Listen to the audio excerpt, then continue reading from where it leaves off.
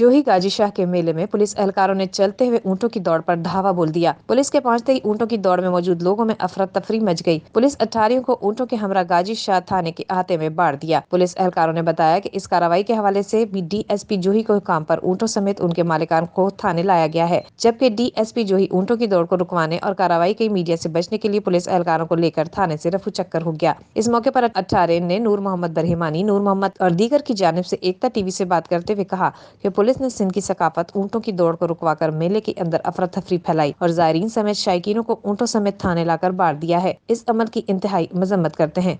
उन्होंने एसपी दादू से मुतालबा किया कि बिना जवाज पुलिस की जानिब से तंग करने का नोटिस लेकर ऊंटों की दौड़ की इजाजत दी जाए और हमारे साथ इंसाफ किया जाए। असां जो हे पुराणो इश्क आहे, सकाफती शो आहे, सदाई असां कंदा आहियूं। नंढा थी वॾा थिया आहियूं, हींअर बि असांजी अची ॾाढी अथई आहे।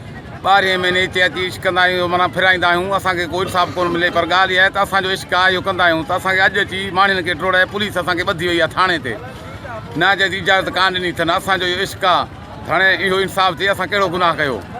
जेको आहे सो असांजी 70-75 साल उमिरि आहे। सदाई असां ईंदा आहियूं, जड़ा उठ ठाहे तयारु करे हिते माण्हुनि खे सभु को हिन महिल अचनि पिया था घुमायो। वाहो, असां हिकिड़े उठ ते चढ़ी ॿिए ते अञा चढ़ियो आहे असांजो सुवार। यकदमि आया हाणे चिता खे कंहिं मोकल ॾिनी आहे, हलो। अधु कलाकु बीहारे असांखे चवनि था साहब निकिरे थो, साहब निकिरे थो। कलाकु बीहारे पोइ चयो अथनि त हाणे साहब कोन्हे, हाणे तव्हां वञो, पर जल्दी उठ घुमायो न। हनीफ लगारी, एकता टीवी, जोही।